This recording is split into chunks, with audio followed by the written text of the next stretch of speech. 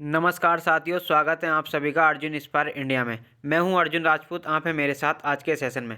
देखिए साथियों, अगर आप चैनल पर नए होंगे तो सबसे पहले चैनल को लाइक और सब्सक्राइब जरूर करेंगे और हमारे टेलीग्राम चैनल से ज़रूर जुड़ेंगे, क्योंकि इसकी जो पीडीएफ मिलती है वो हमारे टेलीग्राम चैनल पर मिलती है।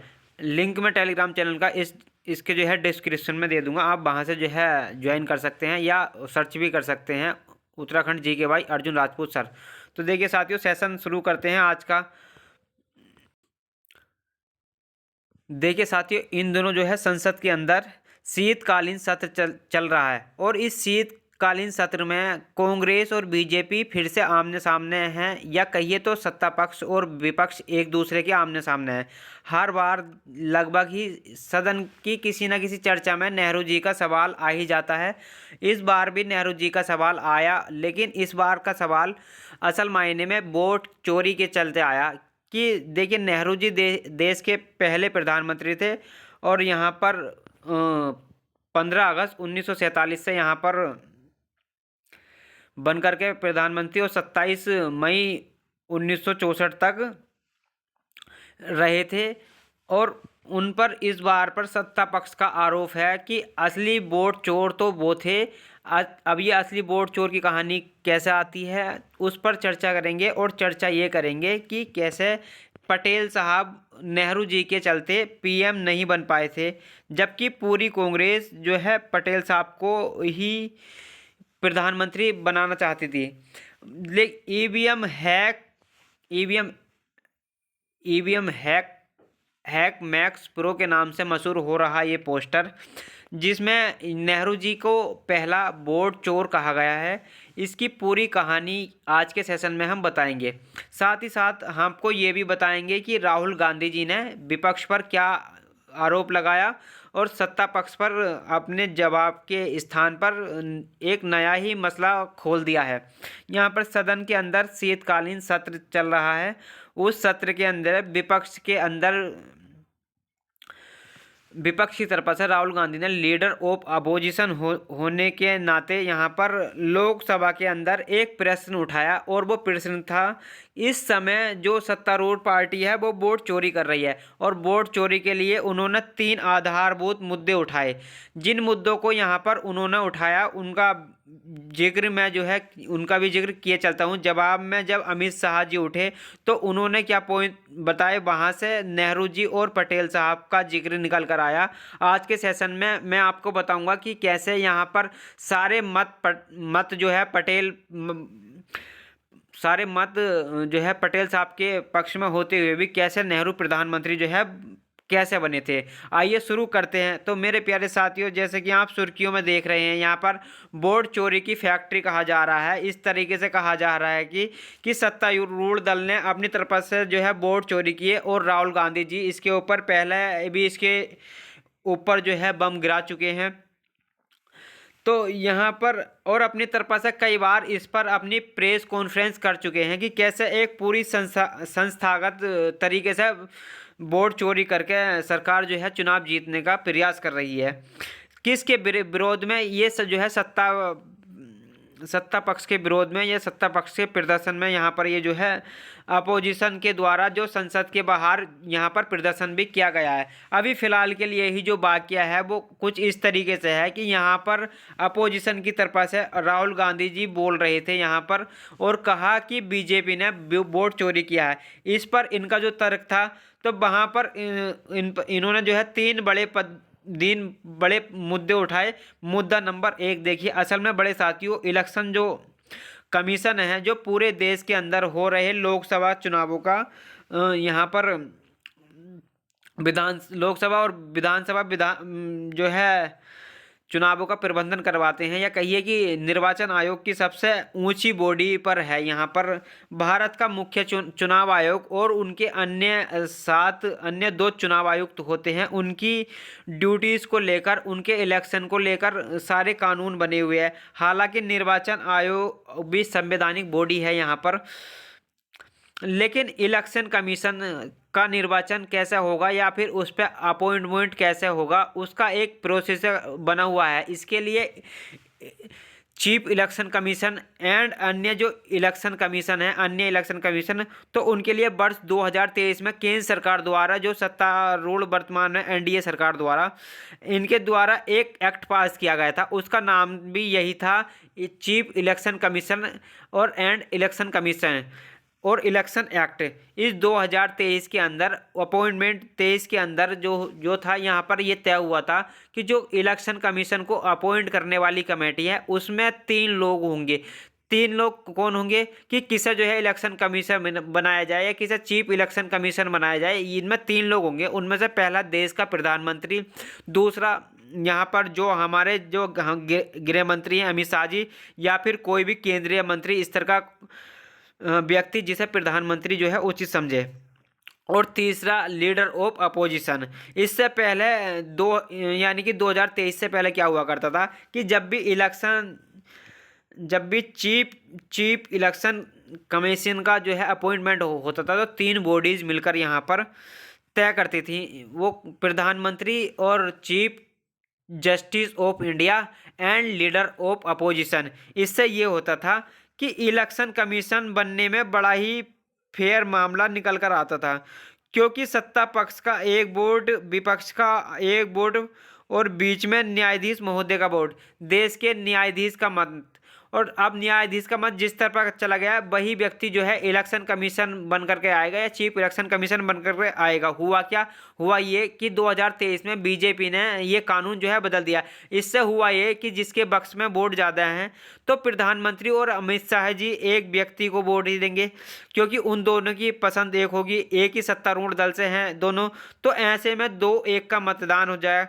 अब 2-1 का मतदान हो जाएगा तो वहाँ पर देखिए राहुल गांधी जी का मत वहाँ पर कोई मायने नहीं रखेगा। तो इन्होंने सदन में अपनी उसी बात को उठाते हुए कहा कि मैं यहाँ पर इलेक्शन कमिश्नर के अंदर अपॉइंटमेंट के अंदर हुए इस बदलाव से ही ये पता लगा सकता हूँ कि ये जो है एक पार्टी ने अपने पक्ष में किसी आदमी को अपॉइंट करने के लिए ये सब किया है।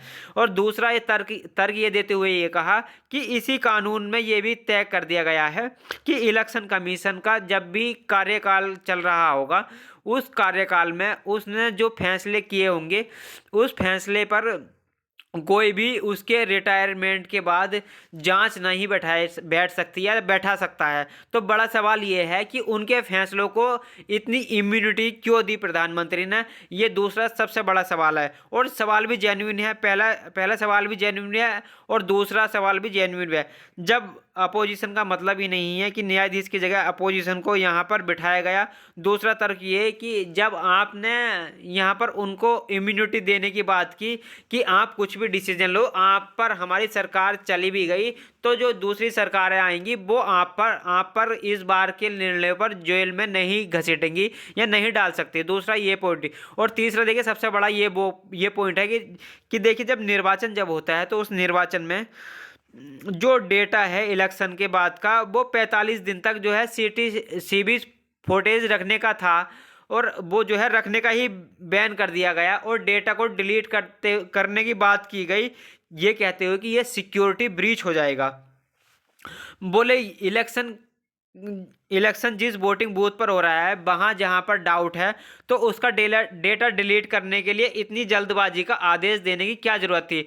तो पुलिस से ये प्रमाणित होता है कि आपका इंटेंट जो है प्योर नहीं था, आपका इंटेंट ही चुनाव करने के अंदर माल फंक्शन करना था। आप ऐसा इलेक्शन कमीशन बैठाना चाहते हैं जो आपका बैठाया हुआ हो। दूसरा आप इस तरीके से काम करना चाहते थे ताकि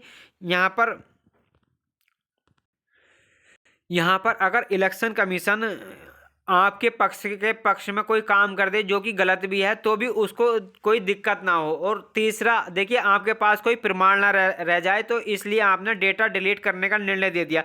ये जब बात राहुल गांधी जी ने बोली, बड़े कन्वेंशनली बोली, लोगों तक ये बात पहुंची कि हाँ भाई सत्तारूढ़ भी जो है सत्ता पक्ष ने जो है ये निर्णय गलत लिया है। इसके बाद में अमित शाह जी निकलते हैं और उन्होंने यहाँ पर देखिए राहुल गांधी जी द्वारा उठाए गए मुद्दों पर अपना जवाब देते हुए अपने जो है मुद्दों पर 3 प्रश्न यहाँ पर उठा दिए। बोला राहुल गांधी जी, आप जिस वोट चोरी की बात कर रहे हैं जिसका कोई प्रमाण नहीं है, लेकिन हम आपको प्रमाणिक रूप से 3 वोट चोरी बताते हैं जो देश की सबसे बड़ी वोट चोरियों में से एक है।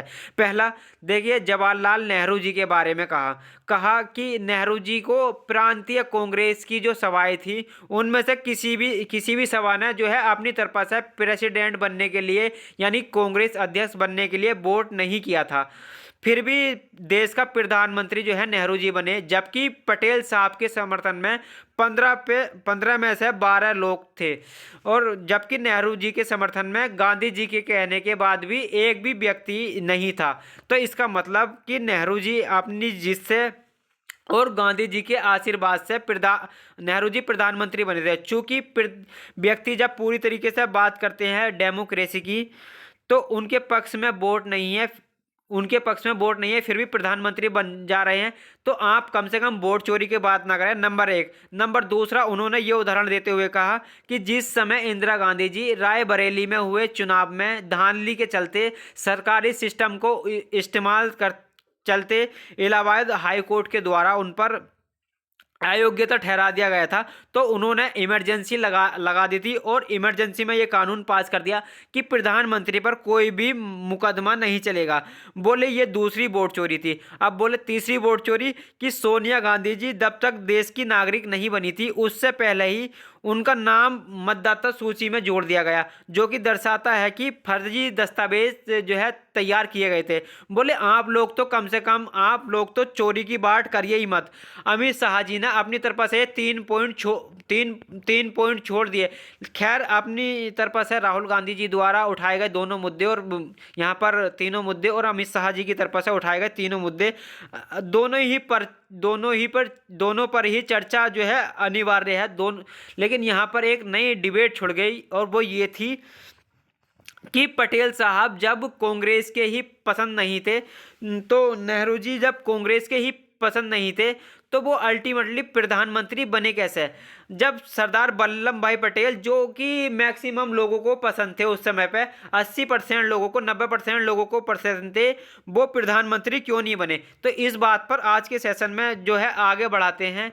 लेकिन यहाँ पर देखिए, जब अमित शाह जी बोल रहे थे तो उनसे तथ्यात्मक जो है त्रुटि हुई, जिसमें उन्होंने यहाँ पर प्रांतीय जो सभा थी उनके 28 सदस्यों की बात करते हुए 28 सदस्यों की बात बोली, जबकि 28 नहीं, संख्या जो है 15 थी।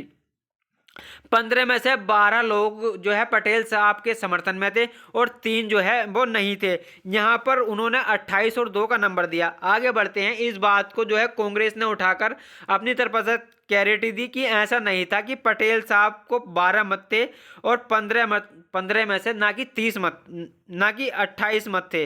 वहीं दूसरी तरफा कि प्रधानमंत्री बनना ये गांधी जी ने तय किया था, नेहरू जी का, ना कि पटेल साहब के हारने या जीतने के कारण नेहरू जी प्रधानमंत्री जो है तय हुआ था। तो इन सब बातों पर कांग्रेस की तरफ से भी जवाब थे। लेकिन अब एक एक करके उस मसले को समझ लेते हैं कि ये अब क्या कहानी थी कांग्रेस की, अब इससे समझते हैं। देखिए, जैसा कि आप सभी जानते हैं कि हमारे देश में अंग्रेजों का एक लंबे समय तक एक शासन रहा था। अंग्रेजों को देश से भगाने के लिए, या फिर कहिए या स्वतंत्रता संग्राम का नेतृत्व करने के लिए एक राजनीतिक दल का जो है गठन किया गया था, जिसका नाम इंडियन कांग्रेस था। ये जो कांग्रेस थी, इस कांग्रेस में हमेशा से ही बहुत ही जो है देश के प्रबुद्ध गणमान्य लोग जो है जुड़ते रहे थे। यानी कि ये कहिए कि देश के अंदर अंग्रेजों का विरोध करने के लिए सबसे जो एनडीए पार्टी थी वो जो कांग्रेस ही थी, जिसका राष्ट्रीय स्तर पर व्यापक स्वीकार्यता थी। देश के जितने बड़े राजनेता होते थे वो कांग्रेस से ही कनेक्टेड ही होते थे, और इस कांग्रेस के अध्यक्ष बनाया जाता था पूरे लोकतांत्रिक तरीके से। वो अध्यक्ष तय करता था कि वो किस तरह की जो है नीतियां होंगी, इसमें किस तरीके से कांग्रेस आगे बढ़ेगा, किन मुद्दों को जो है अंग्रेजों को सामने उठाया जाएगा, इलेक्शन में कैसे पार्टिसिपेट करेंगे। तो एक तरफ से कहिए कि अंग्रेज सत्ता पक्ष हुआ करता था, और कांग्रेस उस समय विपक्ष की भूमिका में जो है हुआ करता था कि अंग्रेजों को इसे देश से ही भगाना है। पार्टी से ही नहीं कि देश से ही भगाना है, तो वो विपक्ष की राजनीति करता था। आसान रूप से ऐसा समझिए कि बल्कि वास्तविकता में वो राष्ट्रीय ही आंदोलन नेतृत्व कर रहा था। कांग्रेस जब राष्ट्रीय नेतृत्व का आंदोलन कर रही थी, तो उस समय पर अंग्रेजों को आईना दिखाने के लिए लोकतांत्रिक तरीकों का खुद भी पालन करती थी। लोकतांत्रिक तरीकों का पालन से मतलब कि किसी भी अध्यक्ष को अगर बनाना है तो उसके लिए प्रॉपर जो है निर्वाचन होगा। प्रांतीय जितनी भी कांग्रेस कमेटी है उनके अध्यक्षों के द्वारा या प्रांतीय कांग्रेस कमेटियों के द्वारा बताया जाएगा कि हम जो है इन कांग्रेस की वर्किंग कमेटी के मेंबर्स में से इस व्यक्ति को पूरी कांग्रेस का अध्यक्ष देखना चाहते हैं या बनाना चाहते हैं। जिस समय की ये बात बताई जा रही है उस समय कांग्रेस की 15 प्रांतीय जो है उस समय पे 15 प्रांतीय कमेटियों ने अपनी तरफ से मत दे करके यहाँ पर 3 लोगों को बारे में कांग्रेस का अध्यक्ष बनना तय किया था। 3 उम्मीदवार में जवाहरलाल नेहरू थे, यहाँ पर वल्लभ भाई पटेल थे और उस समय की कांग्रेस के महासचिव जेबी कृपलानी का नाम जो है अंकित था। अब ये कौन से दौर की बात हो रही है, अब मैं आपको वहां ले चलता हूं। असल में कांग्रेस के अध्यक्ष का निर्वाचन और देश के यहाँ पर देश की आज़ादी की क्या समीकरण है, अब मैं आपको थोड़ा सा पहले वो बता देता हूं, फिर मैं अध्यक्ष के निर्वाचन के अध्यक्ष तक लेकर चलूंगा। क्योंकि कांग्रेस ने ये तय किया हुआ था कि कांग्रेस का अध्यक्ष ही देश का प्रधानमंत्री बनेगा। अब आइए मैं थोड़ा सा आगे इतिहास में लेकर चलता हूँ। देखिए असल में साथियों, यहाँ पर जब देश में अंग्रेजों का शासन था, सेकेंड वर्ल्ड वॉर आते आते अंग्रेज देश में अपनी पकड़ मजबूत देश में अपनी पकड़ जो है अंग्रेज कमज़ोर किए जा रहे थे। देश में यहाँ पर बहुत सारे राष्ट्रीय आंदोलन चल रहे थे जो अंग्रेजों को देश से भगाने के लिए थे। उनमें से एक राष्ट्रीय आंदोलन जिसमें एक भारत छोड़ो आंदोलन बहुत प्रमुखता से हुआ अवज्ञा आंदोलन के बाद, तो जिसमें लगभग ये तय हो गया था कि अंग्रेज अब भारत छोड़ के जो है जाएंगे। और सेकेंड वर्ल्ड वॉर में भले ही अंग्रेज जीत गए हों लेकिन वो जीत कर भी हार गए थे, क्योंकि जीतने के बावजूद भी जो सुपर पावर बनकर निकला वो अमेरिका था, जबकि विजेताओं में शामिल जो है ब्रिटेन और फ्रांस का नाम था। खैर यहाँ तो छोड़ते हैं। अंग्रेज 1945 में जब वर्ल्ड वॉर जीत करके भारत लौटे, लेकिन उनकी हालत जो है आर्थिक रूप से और उनका नेतृत्व जो था बिल्कुल ही कमज़ोर हो चुका था। अमेरिका के कर्ज में वो दब चुके थे। जीतते जीतते उस समय पर यहाँ पर भारतीय राष्ट्रीय कांग्रेस ने अंग्रेजों से आज़ादी की मांग को और भी पुरजोर तरीके से उठाया। अंग्रेज भारत को 15 अगस्त 1947 को आज़ाद करने के लिए तैयार हुए थे, लेकिन इससे पहले ही आज़ादी के पहले ही यहाँ पर आज़ाद होने के बाद जो नया भारत होगा उस भारत को कैसे चलाया जाएगा, इसके लिए अंतरिम सरकार का निर्वाचन होना था। यहाँ पर अंतरिम सरकार में कौन कौन होंगे इसको लेकर के कांग्रेस ही उम्मीदवार थी, क्योंकि कांग्रेस उस समय पर राष्ट्रीय आंदोलन का नेतृत्व कर रही थी। चूंकि यहाँ पर सेकेंड वर्ल्ड वॉर चल रहा था और अवज्ञा आंदोलन के बावजूद यहाँ पर कांग्रेस में काफ़ी अंग्रेज और कांग्रेस का काफ़ी बिगड़ चुका था, इसलिए पिछले 6 साल से कांग्रेस में चुनाव भी नहीं हुए थे। और मौलाना अबुल कलाम आज़ाद कांग्रेस के अध्यक्ष बने हुए थे। 1946 में अंग्रेज जो है कांग्रेस के नेतृत्व में यहाँ पर अंतरिम सरकार बनाने का निर्णय लिया। अंतरिम सरकार समझिए जैसे कि आज बांग्लादेश के अंदर जो है अंतरिम सरकार की बात कही जाती है कि वो अंतरिम सरकार चला रहे हैं, इलेक्शन जब होंगे तब देखा जाएगा। यानी कि इलेक्शन से पहले वाली ही सरकार जो इलेक्शन में क्या करेगी ये तय कर रही है। इस अंतरिम सरकार को चलाने के लिए यहाँ पर कांग्रेस ने अपनी तरफ से एक प्रांतीय सभा थी जो उन सबसे कहा कि आप कांग्रेस में अध्यक्ष किसे देखना चाहते हैं, नाम बताइए। 3 उम्मीदवार रखे गए, उनमें से एक का नाम था नेहरू जी, एक का नाम पटेल साहब और तीसरे का नाम था उस समय के महासचिव जेबी कृपलानी साहब। मौलाना अबुल कलाम आज़ाद यहाँ पर आज़ाद साहब को 20 अप्रैल को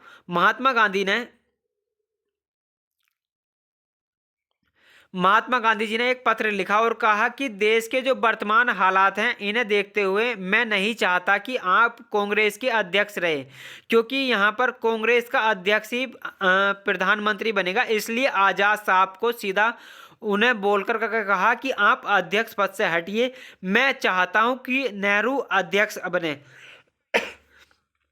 गांधी जी का ये पत्र जो है सार्वजनिक हुआ और पूरी कांग्रेस को पता चला यहाँ पर कि हाँ, गांधी जी को नेहरू जी को अध्यक्ष बनाना चाहते हैं। इंटरेस्टिंग ये नहीं था कि गांधी जी को नेहरू को अध्यक्ष बनाना चाहते हैं, इंटरेस्टिंग ये था कि गांधी जी का ये मत पूरी कांग्रेस को यहाँ पर पब्लिकली पता चल चुका था। इसके बावजूद भी 29 अप्रैल 1946 को जब कांग्रेस के अध्यक्ष का इलेक्शन होना तय हुआ, उस समय पर यहाँ पर कांग्रेस के जो प्रांतीय सभाएं थी 15, उनमें से 12 ने यहाँ पर पटेल साहब के समर्थन में वोट कर दिया। और इससे बड़ा इंटरेस्टिंग ये पार्ट था कि नेहरू जी के समर्थन में एक भी वोट नहीं गया। इस तरह से यहाँ पर गांधी जी ने जिस व्यक्ति को प्रस्तावित किया था, जो कि ऑलरेडी 4 बार जो है कांग्रेस के प्रेसिडेंट रह चुके थे नेहरू जी, यहाँ पर उनके समर्थन में कोई भी व्यक्ति ने या वोट नहीं किया, कोई भी व्यक्ति नहीं था। जब कोई भी व्यक्ति उनके समर्थन में नहीं होना देखा गया, तो फिर यहाँ पर कैसे गांधी जी ने नेहरू जी को प्रधानमंत्री बनाया, अब हम उसको आगे जानेंगे। फिलहाल के लिए उम्मीद है कि आपको ये समझ में आ गया होगा कि 3 लोग थे और कांग्रेस वर्किंग कमेटी के अंदर सभी के अंदर मांगा गया था कि बताइए अध्यक्ष किसे बनाया जाए। तो यहाँ पर गांधी जी ने नेहरू जी के बारे में लिख करके मौलाना अबुल कलाम आज़ाद को भेज दिया था। अब आपके दिमाग में प्रश्न आएगा कि ये सब जानकारी आती कहाँ से है। ये सारी जानकारी उस समय की किताबों पर या फिर उनके बाद जो उस समय के जानकार हैं उनकी किताबों से आती हैं। महात्मा गांधी जी के पोते राजा मोहन गांधी जी, उनकी एक किताब है जिसका नाम है पटेल ए लाइफ। यहाँ पर उसके कई जो है दृष्टांत में ये बात लिखी गई यहाँ पर कि गांधी जी ने पटेल साहब को प्रधानमंत्री ना बनाकर नेहरू जी को प्रधानमंत्री बनाया। गांधी जी ने पटेल साहब को क्यों प्रधानमंत्री नहीं बनाया, जबकि पटेल साहब को कांग्रेस में सबसे ज़्यादा लोग पसंद करते थे। अगर वो देश के उस समय प्रधानमंत्री होते तो निश्चित ही हम पाकिस्तान से कश्मीर भी छीन लेते, उस समय पर बलूचिस्तान भी छीन लेते। शायद आज पाकिस्तान एग्जिस्ट ही नहीं करता। आज की समय में ये बहस जो है ज़्यादा प्रासंगिक होती है, क्योंकि इतिहास में जाकर के इतिहास में लिए गए निर्णयों को जब देखते हैं यहाँ पर, तो उसमें से पटेल वर्सेस जब नेहरू जी की चर्चा होती है, तो चूंकि भारत के एकीकरण में पटेल साहब का जो नेतृत्व है वो देश आज तक देख रहा है कि उन्होंने किस तरीके से यहाँ पर राजघराने हो या फिर इंडिपेंडेंट स्टेट हो, उन्हें मिलाकर जो है भारत का निर्माण किया। तो मानना यूं होता है कि यदि पटेल साहब प्रधानमंत्री होते तो भारत का स्वरूप कुछ और होता। ठीक है साहब, लेकिन सवाल ये था कि गांधी जी ने पटेल साहब से नेहरू जी के नाम पर हस्ताक्षर कैसे करवा लिए, इसकी कहानी क्या थी। इसकी कहानी देखिए बड़ी इंटरेस्टिंग बताई जाती है। ये कहाँ से निकल कर आती है, असल में देखिए महात्मा गांधी जी के ऊपर पूरी तरीके से जो काम है ना, तो उनके 100 वॉल्यूम पब्लिश हो रखे हैं कि आप MK गांधी यहाँ पर आप MKGandhi.in पर जाकर के देख सकते हैं कि वहाँ पर महात्मा गांधी जी के जितने भी पत्र हैं, ये उनके भी लिखे हुए जितने भी दृष्टांत हैं वो वहाँ पर ये सारी सब लिखी हुई हैं। उन्हीं में से ये मौलाना अबुल कलाम आज़ाद को लिखा गया पत्र जो गांधी जी का है, यहाँ पर आप देख ही सकते हैं ये पत्र, ये गांधी जी का है। तो इसमें जो कि उन्होंने 20 अप्रैल 1946 को लिखा था, तो उसमें नेहरू जी का नाम शामिल है कि वो चाहते हैं कि नेहरू जी को अध्यक्ष बनाएं, लेकिन उसमें ये नहीं लिखा था कि नेहरू जी के लिए कारण क्या सोचते हैं गांधी जी।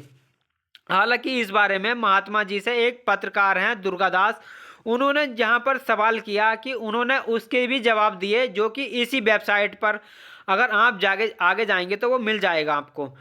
तो खैर आपको अभी मैं आपको यहाँ पर जो यहाँ सारी बातें हैं उनका सार बता देता हूँ कि इस पूरी गैलरी से जो निकल कर आया, सवाल ये टिका था कि ये घटना बड़ी ही रोचक थी।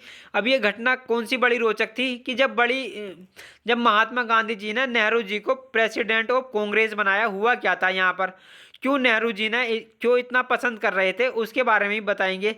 असल में हुआ क्या यहाँ पर कि कार्यकारी कार्यकारी समिति की उन यहाँ पर देखिए साथियों, असल में यहाँ पर हुआ था कि कार्यकारी समिति की 29 अप्रैल 1946 को बैठक चल रही थी, जहाँ पर जेबी कृपलानी जी भी थे और महात्मा गांधी जी भी बैठे थे और नेहरू जी भी थे और पटेल साहब भी थे, और भी जितने उस समय पर कार्यरत थे, कार्य कमेटी के जो है मेंबर थे, वो उस समय पर प्रेजेंट थे। पूछा गया कि बताइए कि अध्यक्ष किसको बनाया जाए, क्योंकि अब तक ये तय हो चुका था कि कांग्रेस का जो भी अध्यक्ष होगा वही देश का प्रधानमंत्री बनेगा। तो कांग्रेस, अच्छा मैं इसमें आपको एक बात और मेंशन कर दूं कि देश 15 अगस्त 1947 को आज़ाद हुआ था। हमारे देश में जो निर्वाचन हुए वो 1951 के एंड में और 52 की शुरुआत में हुए हैं। तो इतने सालों तक जो भी प्रधानमंत्री रहे वो अनइलेक्टेड ही थे, या फिर कहिए कि वो कांग्रेस के ही तरफ से चुने गए प्रधानमंत्री थे। ये चुनाव तो हमारे देश में फरवरी 1952 में रिजल्ट के रूप में निकला था।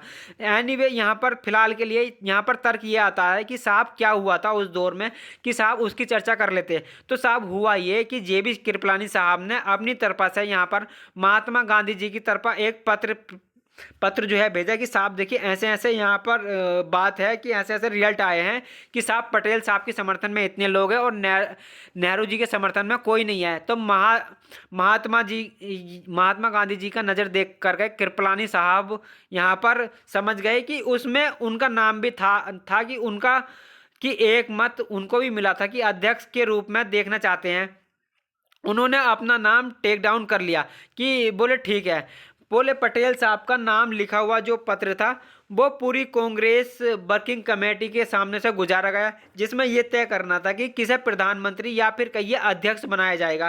कहते हैं कि महात्मा गांधी जी ने पटेल साहब से अपेक्षा की थी कि वो अपना नाम यहाँ से वापस ले लेंगे, क्योंकि गांधी जी पब्लिकली जो है 20 अप्रैल को बता चुके थे कि मैं चाहता हूं कि नेहरू को प्रेसिडेंट बने या प्रधानमंत्री बने, तो पटेल साहब थोड़ा लिहाज रखेंगे और अपना नाम वापस ले लेंगे। लेकिन कहते हैं जब वो पत्र घुमा कांग्रेस के जो है सभा के सामने, तो यहाँ पर पटेल साहब ने अपना नाम वापस नहीं लिया। जब पटेल साहब ने अपना नाम वापस नहीं लिया तो महात्मा गांधी जी के हाथ में वो लेटर आया कि भाई सुनिए कि अब नेहरू के समर्थन में लोग है ही नहीं।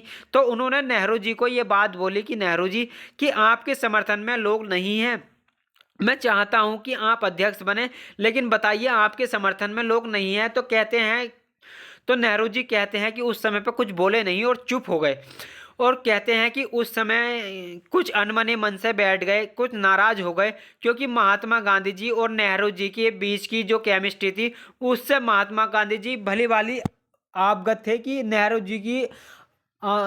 जी को नाराज होना है तो वो नेहरू जी को कैसे बनाया जाएगा, गांधी जी को ये कैसे अच्छे से पता था। अब यहाँ पर देखिए महात्मा गांधी जी ने फिर वो पत्र नेहरू जी की तरफ वापस भेजा कि आप अपने नाम से अपने दावेदारी वापस ले लीजिए। तो इस बात पर जब वापस पत्र गया तो महात्मा गांधी जी के आदेश को मानते हुए पटेल साहब ने अपना नाम जो है उस पद से वापस ले लिया, अध्यक्ष के पद से वापस ले लिया कि साहब मैं चुनाव ही नहीं लड़ रहा, जी लीजिए मैं अपना नाम वापस ले लेता हूँ। तो देखिए जब चुनाव में कोई खड़ा ही नहीं हुआ, एक इंटरेस्टिंग बात यहाँ पर यह है, जब चुनाव में कोई खड़ा ही नहीं हुआ तो नेहरू जी ही इकलौते यहाँ पर एक निर्विरोध रूप से चुने गए अध्यक्ष बने। ये बिल्कुल वैसे ही स्थिति थी। ये पूरी कहानी को सुनकर के कह पाएंगे कि महात्मा गांधी जी ने अपनी जीत से नेहरू जी को कांग्रेस का अध्यक्ष बनाया, और जिस कांग्रेस का अध्यक्ष उन्हें बनाया वही कांग्रेस आगे चल करके प्रधानमंत्री बनेंगे, ये महात्मा गांधी जी जानते थे। लेकिन अब इन सबसे बड़ा सवाल यही बना कि सरदार वल्लभ भाई पटेल को छोड़ करके गांधी जी को नेहरू जी को अंतरिम प्रधानमंत्री क्यों बनवाया। ये सवाल बड़ा सवाल है। ये सवाल बड़ा सवाल है और इस सवाल पर सबके जो है अपने अपने अलग अलग तर्क है। लेकिन उस समय कांग्रेस में यहाँ पर किसी की ये हिम्मत नहीं थी कि वो महात्मा गांधी जी से ये सवाल कर ले। आप में से कुछ लोग कहेंगे, आप लोग कुछ कहेंगे कि ये कैसा हो सकता है कि महात्मा गांधी जी से कुछ लोग सवाल क्यों नहीं कर पा रहे थे, क्योंकि उस समय पर देखिए मैं आपको बता दूं, उस समय पर जो राष्ट्रीय आंदोलन थे वो गांधी जी के नाम से या नाम के पीछे ही लड़े जाते थे या गांधी जी के पीछे ही आंदोलन होते थे। उस समय पर गांधी जी तय करते थे कि सवर्णीय अवज्ञा आंदोलन होगा या भारत छोड़ो आंदोलन होगा, ये सारी चीज़ें गांधी जी ही तय करते थे। तो जनता में कांग्रेस से ज़्यादा महात्मा गांधी जी की पहचान थी, और महात्मा गांधी जी अगर पलट जाए तो कांग्रेस पलट जाए, तो वो वाला हाल था। तभी तो कांग्रेस के किसी भी पद पर महात्मा गांधी ना होते हुए तब भी कांग्रेस चलाते थे महात्मा गांधी, और शायद बात की कांग्रेस ने भी यही सीखा। एनीवे यहाँ पर महात्मा गांधी जी नेहरू जी को क्यों पसंद करते थे, इस बात के लिए एक पत्रकार है दुर्गा दास, जिन्होंने अपनी तरफ से यहाँ पर जब गांधी जी से ये सवाल पूछा कि साहब आप बताइए कि आपने ऐसा क्यों किया, तो उस पर गांधी जी का जवाब था ये। महात्मा गांधी जी ने अपनी तरफ से जवाब देते हुए कहा था कि असल मायने में हमारे देश में गांधी जी का कहना था कि जब आज़ाद होगा तो विदेश स्तर पर देश के किस व्यक्ति की पहचान ज़्यादा है, ये बात बहुत मायने रखेगी। बोले वैश्विक मीडिया ने या तो मुझे जाना है या फिर नेहरू जी को जाना है। नेहरू जी चूंकि कैम्ब्रिज विश्वविद्यालय से पढ़े हुए थे, बहुत सारे अंग्रेज अधिकारी उनको मित्र थे, बहुत सारे अंग्रेज अधिकारियों से उनकी बातचीत होती थी और कहते हैं कि और वो थोड़ा विलासिता पसंद थे।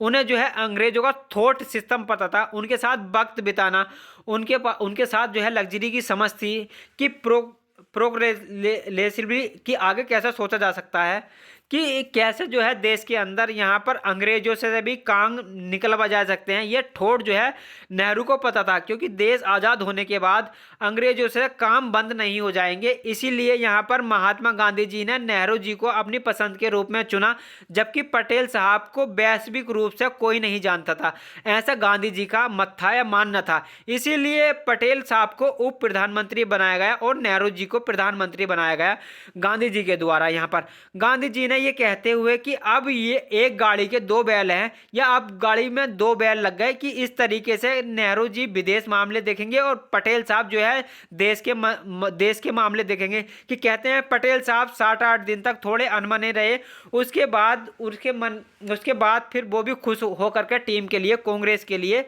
काम करना शुरू कर दिया। और बाद में जो भारत का एकीकरण हुआ तो उसमें पटेल साहब का काम दिखता भी है। आप कुल मिलाकर यहाँ पर गांधी जी की इच्छा से नेहरू जी प्रधानमंत्री बने, ये यहाँ पर बात बीजेपी ने उठाई, ये सत्य भी है, और ये उस समय के जितने भी इतिहासकार हैं वो इस बात को लिखते भी है।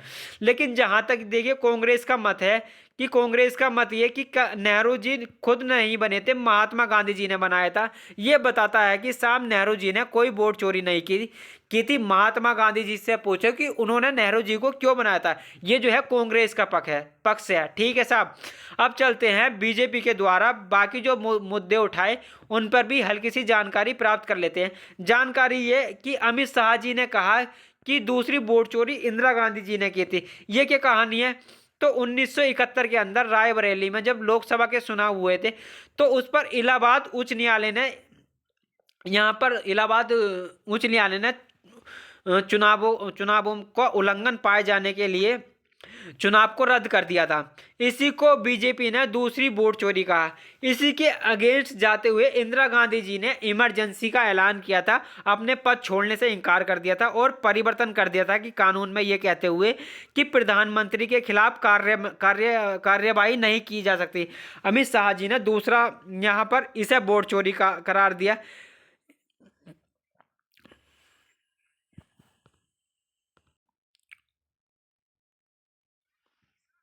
और तीसरा जो मुद्दा उठाया गया उसमें सोनिया गांधी जी ने, यहाँ पर सोनिया गांधी जी का जो नाम है आप देख ही रहे होंगे, तो उसको लेकर के अभी दिल्ली की एक दीवानी अदालत में एक मामला चल रहा है, जिसे में कहा जाता है कि उनके पास भारत की नागरिकता नहीं थी, उसके बावजूद भी उनका जो है मतदाता सूची में नाम जोड़ दिया गया था।